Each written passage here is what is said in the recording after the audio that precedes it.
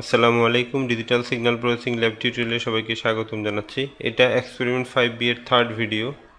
এই ভিডিওতে আমি এক্সপেরিমেন্ট 5B এর অবজেক্টিভ 3 নিয়ে আলোচনা করব, to understand the application of correlation. Radar এবং সোনার কমিউনিকেশনের ক্ষেত্রে কোরিলেশন কী কাজে লাগে সেটাই আমি এই ভিডিওতে দেখাবো। তো রাডারের কাজ কি এটা সম্পর্কে আমরা মোটামুটি সবাই জানি। আকাশে কোনো ফ্লাইং অবজেক্ট আছে কি না, থাকলে সেটা কতটুকু ডিস্টেন্সে আছে রাডার সেটা বের করতে পারে। তো রাডার এই কাজটা কিভাবে করে? রাডারের একটা ট্রান্সমিটার থাকে আর একটা রিসিভার থাকে। রাডার ট্রান্সমিটারের মাধ্যমে একটা সিগন্যাল ট্রান্সমিট করে। এই সিগন্যালটা হতে পারে কোনো সাউন্ড ওয়েভ অথবা কোনো ইলেকট্রোম্যাগনেটিক ওয়েভ। তো এই সিগন্যাল যে পথে প্রপাগেট করে, ওই পথে যদি কোনো অবস্ট্রাকল থাকে তাহলে সিগন্যালটা রিফ্লেক্ট হয়ে রিসিভারের কাছে আসে। রিসিভার যদি ট্রান্সমিটেড সিগন্যাল রিসিভ করে তাহলে রাডার বুঝতে পারে আকাশে একটা অবজেক্ট আছে। এখন এই অবজেক্টের ডিস্টেন্স কিভাবে মেজার করা হবে? রাডার যে সিগন্যালটা ট্রান্সমিট করলো সেটা টোটাল ট্রাভেল করতে যে সময়টুকু লাগলো সেটাও ক্যালকুলেট করে। ধরা যাক সেই সময়টা হচ্ছে টি। ট্রান্সমিটেড সিগন্যালটা যদি কোনো সাউন্ড ওয়েভ হয়ে থাকে তাহলে এটার একটা নির্দিষ্ট ভ্যালোসিটি আছে।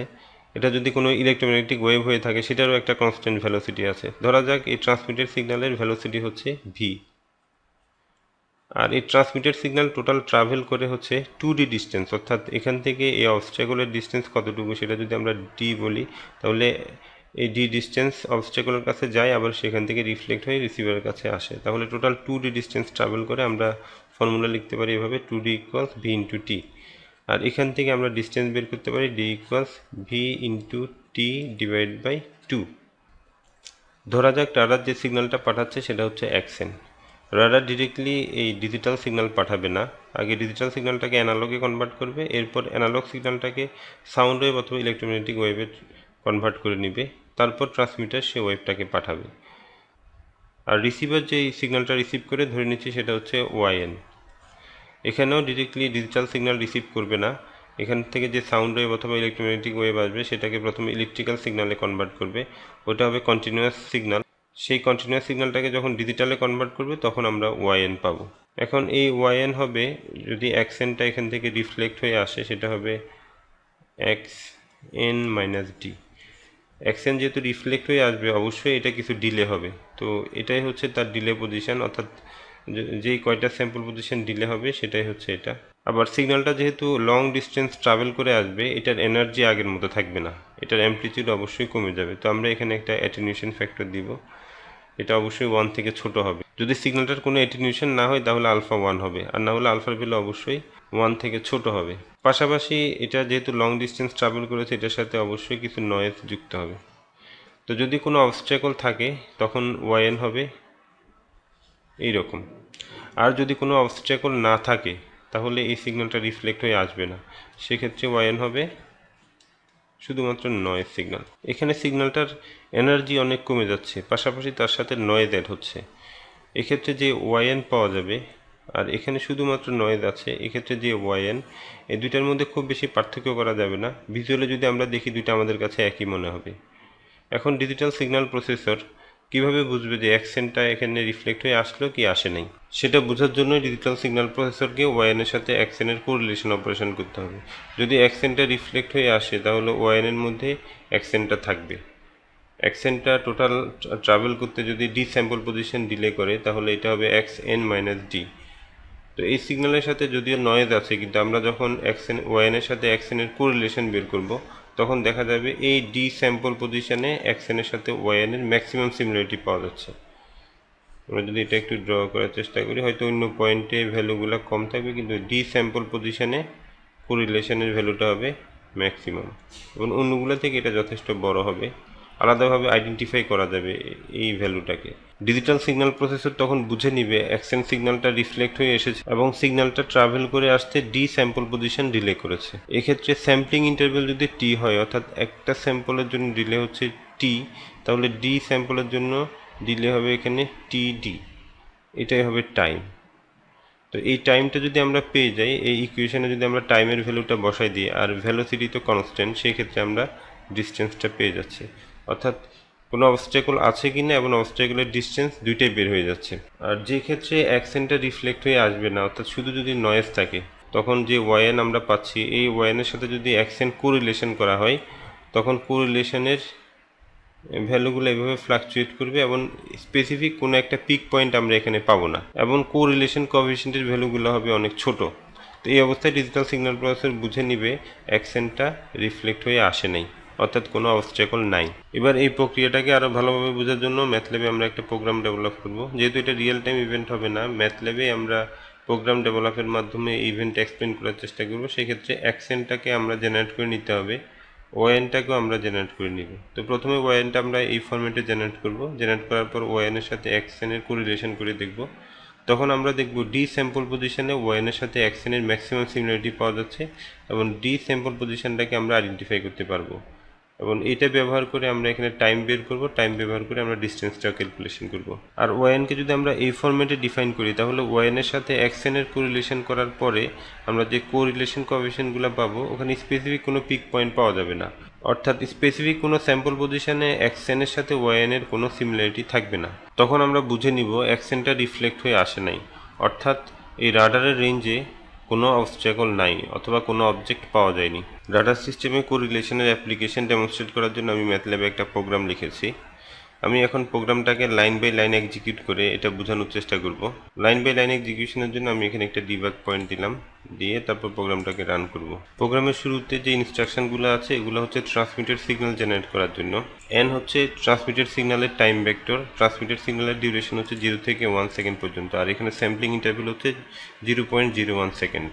তো এই লাইনটা যদি আমরা এক্সিকিউট করি তাহলে টাইম ভেক্টরটা আমরা পাবো। টাইম ভেক্টরের সাইজ হচ্ছে 101, অর্থাৎ এখানে 101টা স্যাম্পল আছে। আমরা যদি এনটা দেখি, 0 সময় থেকে শুরু হচ্ছে, আর 0.01 ইন্টারভ্যালে এটার ফাইনাল টাইম হচ্ছে 1। এখন এই টাইম ভেক্টরটা ব্যবহার করে আমরা এখানে একটা সিগন্যাল জেনারেট করেছি। এটা হচ্ছে একটা সাইন ওয়েভ। টাইম ভেক্টরের ডিউরেশন 1 সেকেন্ড, এটার ডিউরেশন হবে 1 সেকেন্ড, আর এটার ফ্রিকোয়েন্সি হচ্ছে 10 হার্জ। রিয়েল টাইম অ্যাপ্লিকেশনে এটার ফ্রিকোয়েন্সি এত কম থাকবে না, এটা আলট্রাসনিক রেঞ্জ অথবা রেডিও ফ্রিকোয়েন্সি রেঞ্জের ফ্রিকোয়েন্সি হবে। তো এটাই হচ্ছে আমাদের ট্রান্সমিটেড সিগন্যাল। এখন এই ট্রান্সমিটেড সিগন্যালের স্যাম্পল পজিশনের জন্য আলাদা একটা ভেক্টর দরকার, কারণ আমরা যখন কোরিলেশন অপারেশন করব তখন এই সিগন্যালের স্যাম্পল ভ্যালু আর তার স্যাম্পল পজিশন দিতে হবে। এখানে এন কিন্তু টাইম ভেক্টর, এটা স্যাম্পল পজিশন না। তো এন এর মধ্যে আমরা এখানে দেখতে পাচ্ছি 101টা স্যাম্পল আছে। আমরা যদি এখন স্যাম্পল পজিশন বলি, তাহলে স্যাম্পল পজিশন হবে 0 থেকে 100 পর্যন্ত, অর্থাৎ আমরা এখানে লিখব n1 ইকুয়ালস 0 থেকে লেন্থ n মাইনাস 1। তো এই লাইনটা আমরা এক্সিকিউট করে দেখি যে n1 জেনারেট হলো, সেটাতেও 101টা ভ্যালু আছে। তো এখানে যে n ছিল ফ্র্যাকশনাল ভ্যালু, 0, 0.1, 0.2 এভাবে 1 পর্যন্ত। আর আমরা যদি n1 এর ভ্যালু দেখি, এটা ফ্র্যাকশনাল হবে না, এটা স্যাম্পল পজিশন মিন করবে 0, 1, 2, 3, 4, 5 এভাবে। এরপরের লাইনে আমরা এখানে স্যাম্পলিং ইন্টারভ্যালটা বলে দিয়েছি। স্যাম্পলিং ইন্টারভ্যাল হচ্ছে এখানে 0.01 সেকেন্ড। তো এটা আলাদা ভেরিয়েবল হিসেবে এখানে ডিফাইন করা আছে। আমি লাইনটা এক্সিকিউট করলাম, তো আমরা এখানে স্যাম্পলিং টাইম হচ্ছে 0.01 সেকেন্ড, এটা দেখলাম। এই স্যাম্পলিং টাইমটা আমাদের টাইম ক্যালকুলেশনের কাজে লাগবে। এরপরে টিএক্স সিগন্যালটা জেনারেট হচ্ছে। টিএক্স সিগন্যালটা জেনারেট হয়ে গেল। আমরা এটাকে প্লট করে দেখতে পারি স্যাম্পল পজিশনের রেসপেক্টে টিএক্স। এই ধরনের একটা সাইন ওয়েভ জেনারেট হয়েছে, যেটার মধ্যে টোটাল 101 স্যাম্পল আছে। তাহলে আমাদের ট্রান্সমিটেড সিগন্যালটা জেনারেট হয়ে গেল। এখন আমরা রিসিভ সিগন্যাল জেনারেট করব। রিসিভ সিগন্যাল জেনারেট করার জন্য আমাদেরকে একটা অ্যাটেনুয়েশন ফ্যাক্টর ধরে নিতে হবে। আমরা অ্যাটেনুয়েশন ফ্যাক্টরটা ধরে নিচ্ছি 0.35, অর্থাৎ ট্রান্সমিটেড সিগন্যালটা রিফ্লেক্ট হয়ে যখন আসবে এটার এনার্জি হয়ে যাবে 35%। এরপর আমাদেরকে একটা ডিলে পজিশন ধরে নিতে হবে। তো আমি এখানে একটা ভেরিয়েবল লিখেছি ডিলে পজিশন, এটার ভ্যালু দিয়েছি 333। ট্রান্সমিটেড সিগন্যালের স্যাম্পল পজিশন ছিল 0 থেকে 100 পর্যন্ত, তাহলে এই ডিলে পজিশনটা অবশ্যই 100 থেকে বড় হইতে হবে। অর্থাৎ ট্রান্সমিটেড সিগন্যালটা রিফ্লেক্ট হয়ে আসতে টোটাল কয়টা স্যাম্পল পজিশন ডিলে হয়, এটাই হচ্ছে সেই ভ্যালুটা।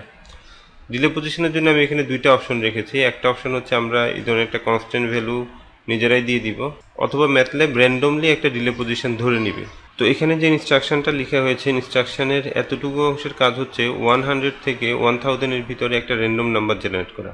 এই র্যান্ডম নাম্বারটা ফ্র্যাকশনাল হতে পারে অথবা ইন্টিজারও হতে পারে। এটা আমরা এক্সিকিউট করে দেখি। এখানে 143 পয়েন্ট সামথিং এই ধরনের একটা নাম্বার জেনারেট হলো। আবার যদি এক্সিকিউট করি 727 পয়েন্ট সামথিং আরেকটা র্যান্ডম নাম্বার জেনারেট হলো।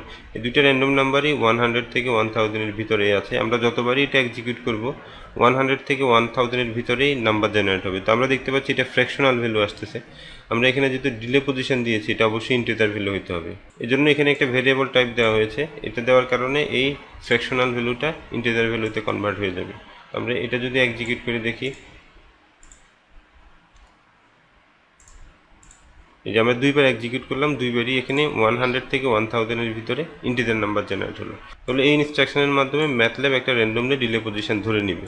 তো আমরা এই লাইনটাকে অ্যাক্টিভ রাখতে পারি অথবা এই লাইনটাকে অ্যাক্টিভ রাখতে পারি। এই লাইনটাকে যদি অ্যাক্টিভ রাখি আমরা নিজেরাই এখানে একটা ভ্যালু দিয়ে দিব, আর এই লাইনটাকে যদি আমরা অ্যাক্টিভ রাখি তাহলে ম্যাথল্যাব র্যান্ডমলি একটা ডিলে পজিশন ধরে নিবে। এখন আমরা এই লাইনটা এক্সিকিউট করি, যে ডিলে পজিশন ধরে নিল 333। এরপর এই লাইনটাও এক্সিকিউট করছি, অ্যাটেনুয়েশন ফ্যাক্টরও ধরে নিল। এখন রিসিভ সিগন্যাল ডিফাইন করার জন্য আমরা প্রথমে একটা জিরো ম্যাট্রিক্স ডিফাইন করেছি, যেটাতে একটা রো আছে, 1000টা কলাম আছে, অর্থাৎ RX এর মধ্যে টোটাল 1000টা জিরো আছে। এখন এই RX ম্যাট্রিক্সে ডিলে পজিশন অনুযায়ী আমরা TX-কে কপি করব। TX ছিল আমাদের ট্রান্সমিটেড সিগন্যাল, এখানে টোটাল 100টা স্যাম্পল ছিল। এখানে আমরা একটা ফর লুপ ডিফাইন করেছি, যেটা হচ্ছে 1 থেকে 1001 পর্যন্ত, অর্থাৎ ফর লুপের ভিতরে যে ইনস্ট্রাকশনগুলো আছে এগুলো টোটাল 100 বার এক্সিকিউট হবে। এখন এই ইনস্ট্রাকশনটা যদি 100 বার এক্সিকিউট হয় তাহলে TX-এ যে 100টা স্যাম্পল আছে সে 100টা স্যাম্পল ডিলে পজিশন অনুযায়ী RX-এ কপি হয়ে যাবে। এর ভ্যালু যখন 1 হবে তখন এটা হবে delay position plus 1 equals TX1, অর্থাৎ TX-এর প্রথম ভ্যালুটা ডিলে পজিশন প্লাস 1-এ কপি হবে। ডিলে পজিশনের ভ্যালু হচ্ছে এখানে 333, তাহলে প্রথম ভ্যালুটা 334 পজিশনে কপি হবে।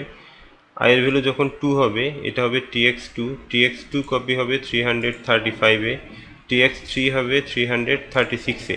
এভাবে এর ভ্যালু 1 থেকে 101 পর্যন্ত চেঞ্জ হবে, আর TX-এর প্রত্যেকটা ভ্যালু RX-এর ডিলে পজিশন থেকে শুরু করে পরবর্তী 100টা স্যাম্পল পজিশনের ভিতরে কপি হয়ে যাবে। এবার আমি এই ইনস্ট্রাকশনগুলো এক্সিকিউশন করে দেখাচ্ছি। প্রথমে এই লাইনটা এক্সিকিউট করছি।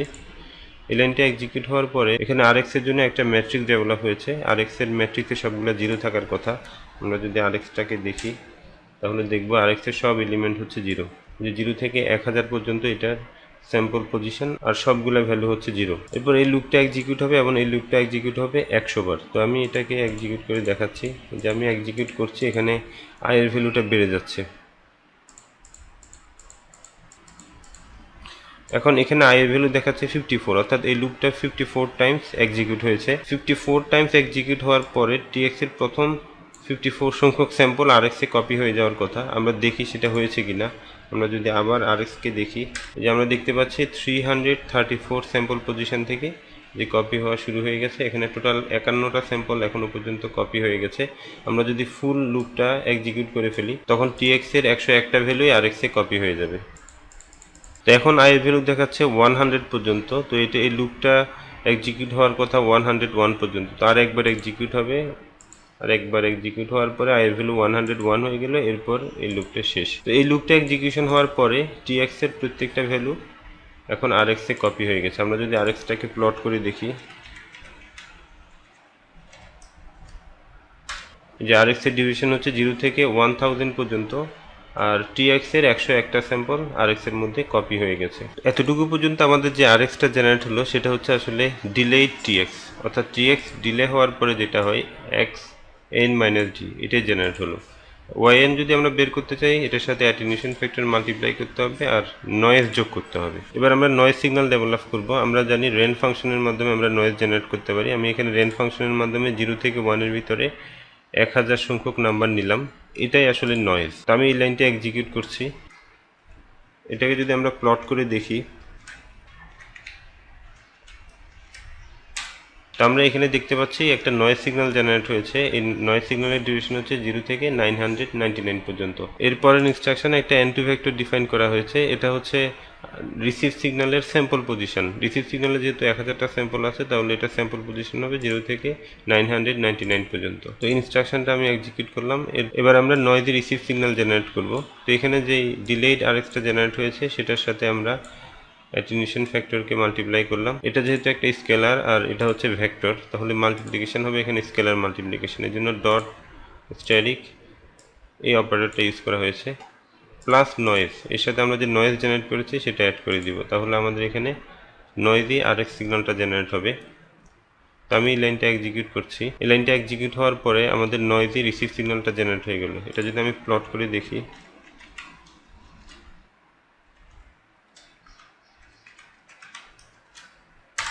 এটাই হচ্ছে আমাদের রিসিভড নয়েজি সিগন্যাল, অর্থাৎ ট্রান্সমিটেড সিগন্যালটা রিফ্লেক্ট হয়ে আসার পরে আমরা এটাকে এই অবস্থায় পাবো। এটাকে যদি আমরা একটু ভালোভাবে দেখি, এখানে রিফ্লেক্টেড সিগন্যালের অবস্থান কোথায় ভিজুয়ালি এটা ট্রেস করা খুব ডিফিকাল্ট হবে, কিন্তু এই সিগন্যালের সাথে যদি আমরা আমাদের ট্রান্সমিটেড সিগন্যালকে কোরিলেশন করি, তখন রিফ্লেক্টেড সিগন্যালের অবস্থান কোথায় সেটা আমরা স্পষ্টভাবে বুঝতে পারবো। রিসিভ সিগন্যালের জন্য এখানে দুইটা অপশন রাখা হয়েছে। একটা হচ্ছে সিগন্যালটা যদি রিফ্লেক্ট হয়ে আসে আমরা এই লাইনটাকে অ্যাক্টিভ রাখবো, আর সিগন্যাল যদি রিফ্লেক্ট হয়ে না আসে, যখন শুধু নয়েজ থাকবে, তখন আমরা এই লাইনটাকে অ্যাক্টিভ রাখবো। এখন আমরা যেই নয়েজি রিসিভ সিগন্যালটা জেনারেট করেছি সেটার সাথে আমাদের ইনপুট সিগন্যালকে কোরিলেশন করব। এটা হচ্ছে আমাদের রিসিভ নয়েজি সিগন্যালের অ্যামপ্লিটিউড, এটা হচ্ছে তার স্যাম্পল পজিশন, এটা হচ্ছে আমাদের ট্রান্সমিটেড সিগন্যালের অ্যামপ্লিটিউড, আর এটা হচ্ছে ট্রান্সমিটেড সিগন্যালের স্যাম্পল পজিশন। আমরা যে ফাংশনটা ডেভেলপ করেছি সেই ফাংশনটাকে আমরা কল করেছি। এই ফাংশনটা আমাদেরকে দুইটা ভ্যালু রিটার্ন দিবে, একটা হচ্ছে কোরিলেশন কোএফিশিয়েন্ট আর একটা হচ্ছে তার স্যাম্পল পজিশন। তো এই লাইনটাকে আমরা এক্সিকিউট করে দেখি। তো কোরিলেশন কোএফিশিয়েন্ট এবং তার স্যাম্পল পজিশন জেনারেট হয়ে গেছে। এখন আমরা সেটা প্লট করব। স্যাম্পল পজিশনের রেসপেক্টে তার অ্যামপ্লিটিউডকে আমরা প্লট করব। এটাই হচ্ছে কোরিলেশন কোএফিশিয়েন্টের প্লট। এখানে আমরা স্পষ্ট একটা পিক পজিশন দেখতে পাচ্ছি। এটা মিন করে এই স্যাম্পল পজিশনে ট্রান্সমিটেড সিগন্যাল আর রিসিভার সিগন্যাল ম্যাক্সিমাম সিমিলার। এই স্যাম্পল পজিশন যদি আমরা বের করতে পারি, সেই ভ্যালু থেকে আমরা ট্রান্সমিটেড সিগন্যালটা রিফ্লেক্ট হয়ে আসতে কতটুকু সময় লাগলো সেটা বের করতে পারবো। পরবর্তী ইনস্ট্রাকশনটা কোরিলেশনের ম্যাক্সিমাম ভ্যালু বের করবে এবং এই ম্যাক্সিমাম ভ্যালুর পজিশন কত সেটাও বের করবে। আমরা যদি এই ইনস্ট্রাকশনটা এক্সিকিউট করে দেখি, আমরা এখানে সি আর টি এর ভ্যালু পাবো। এখানে সি হবে এটার ম্যাক্সিমাম ভ্যালু, এখানে দেখাচ্ছে 15.8223। এটা হচ্ছে কোরিলেশন কোএফিশিয়েন্টের ম্যাক্সিমাম ভ্যালু, এবং টি হচ্ছে সেই ম্যাক্সিমাম ভ্যালুর পজিশন, অর্থাৎ এটা কোরিলেশনের কততম ভ্যালু। কোরিলেশনের এখানে 434তম ভ্যালু হচ্ছে ম্যাক্সিমাম ভ্যালু। এখন এই 434 নাম্বার ভ্যালুর স্যাম্পল পজিশন কত সেটা আমরা এই ভেক্টর থেকে জানবো। এই ভ্যালুটা অর্থাৎ টিকে যদি আমরা এন এন ম্যাট্রিক্সে দিই, তাহলে ওয়াই ওয়াই ম্যাট্রিক্সের টি তম ভ্যালু স্যাম্পল পজিশন কত সেটা বের হয়ে যাবে। তো এটাই হচ্ছে ডিলে পজিশন, অর্থাৎ ট্রান্সমিটেড সিগন্যালটা ডি স্যাম্পল পজিশন ডিলে করলো। এবার আমরা এখানে একটা কন্ডিশন দিতে পারি। আমি অ্যানালাইসিস করে দেখেছি, যদি ট্রান্সমিটেড সিগন্যালটা রিফ্লেক্ট হয়ে আসে তখন কোরিলেশনের ম্যাক্সিমাম ভ্যালুটা হয় 15 অথবা তার কাছাকাছি, অর্থাৎ 10 থেকে বড় হয়। আর যদি কোনো সিগন্যাল রিফ্লেক্ট হয়ে না আসে, অর্থাৎ শুধু নয়েজ থাকে, তখন কোরিলেশনের ভ্যালুটা হয় 10 থেকে অনেক ছোট। এই জন্য আমি এখানে কন্ডিশন দিয়েছি ইফ সি গ্রেটার দেন 10, তাহলে দেখাবে অবজেক্ট ডিটেক্টেড, আর ওই ক্ষেত্রে ডিস্টেন্সটা ক্যালকুলেট করবে। ডিস্টেন্স ক্যালকুলেশনের ইকুয়েশনটা আমরা শুরুতেই দেখেছিলাম, velocity into delay into sampling time divide by 2। তো এখানে আমি ধরে নিয়েছি যে সিগন্যালটা আমরা ট্রান্সমিট করছি সেটা হচ্ছে একটা sound wave. Sound wave velocity আমরা সবাই জানি 340 মিটার পার সেকেন্ড।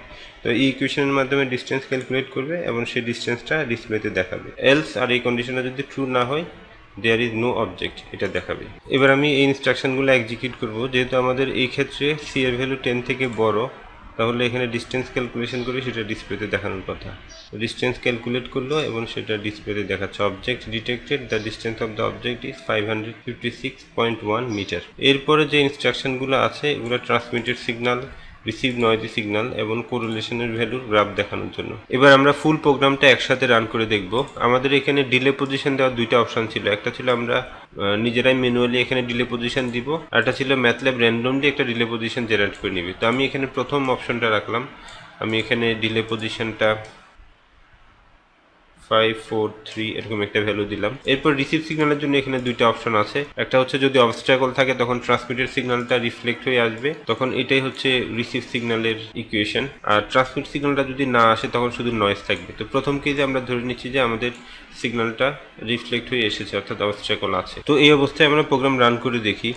এই প্রোগ্রাম যে ডিসিশন দিয়েছে অবজেক্ট ডিটেক্টেড এবং অবজেক্টের ডিস্টেন্স ক্যালকুলেশন করে এখানে দেখাচ্ছে। যেহেতু আমাদের রিসিভারে রিফ্লেক্টেড সিগন্যাল ছিল, তাহলে এটাই ডিসিশন আসার কথা। আর এখানে যে গ্রাফটা দেখাচ্ছে এটা হচ্ছে ট্রান্সমিটেড সিগন্যাল, এটা হচ্ছে রিসিভ নয়েজি সিগন্যাল। এটা দেখে সিগন্যালটা কোথায় রিফ্লেক্ট হয়ে এসেছে অথবা ইকো কোন পজিশনে আছে সেটা বোঝার উপায় নেই। কিন্তু আমরা যদি এখানে এই রিসিভ সিগন্যাল আর ট্রান্সমিটেড সিগন্যালের কোরিলেশন ভ্যালু দেখি, তখন আমরা দেখতে পাচ্ছি এখানে একটা পিক ভ্যালু আছে, অর্থাৎ এই স্যাম্পল পজিশনেই ইকোটা রিফ্লেক্ট হয়ে এসেছে। তো কোন পজিশনে ম্যাক্সিমাম সিমিলারিটি পাওয়া যাচ্ছে এটা দেখার জন্য আমরা এখানে জুম টুলটা ইউজ করতে পারি। জুম টুল ইউজ করে এই যে আমরা দেখতে পাচ্ছি এটাই হচ্ছে সেই পিক ভ্যালুটা, ম্যাক্সিমাম ভ্যালুটা। এটাকে যদি আমরা আরেকটু বড় করি, আমরা দেখতে পাচ্ছি যে ম্যাক্সিমাম ভ্যালুটা হচ্ছে এখানে 543। আর আমরা এখানে যে ডিলে ভ্যালুটা দিয়েছিলাম, প্রোগ্রামে যে ডিলে পজিশনটা দিয়েছিলাম সেটাও ছিল 543। এবার আমরা ডিলে পজিশনটা ম্যানুয়ালি দিব না, ম্যাথল্যাব র্যান্ডমলি ডিলে পজিশনটা ধরে নিবে। এই অবস্থায় প্রোগ্রামটাকে আমি আবার রান করছি। এখানে ম্যাথল্যাব যে ডিলে পজিশন ভেরিয়েবল সেটা ধরে নিয়েছে 510, আর কোরিলেশনের মাধ্যমে যে ডিলে পজিশন ক্যালকুলেশন হয়েছে সেটা হচ্ছে 510, অর্থাৎ কোরিলেশন অপারেশন সঠিকভাবে ডিলে পজিশনটা আইডেন্টিফাই করতে পেরেছে। গ্রাফেও যদি আমরা দেখি ঠিক একই পজিশনে 510 এরকম একটা পজিশনে এখানে পিক ভ্যালুটা এসেছে। আবার যদি এটাকে রান করি, ম্যাথল্যাব যে ডিলে পজিশনটা ধরে নিয়েছে সেটা হচ্ছে 447, আর কোরিলেশনের মাধ্যমে যে ডিলে পজিশনটা ক্যালকুলেশন করা হয়েছে সেটাও 447।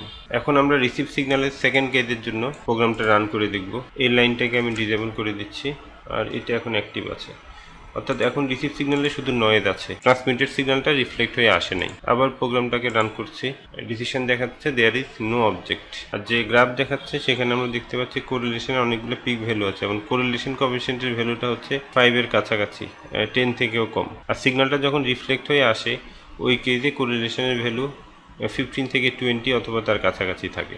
এভাবে কোরিলেশন অপারেশন ব্যবহার করে ডাটা সিস্টেম কোনো একটা অবজেক্ট আছে কিনা, অবজেক্টটা থাকলে কতটুকু ডিস্টেন্সে আছে সেটা বের করতে পারে।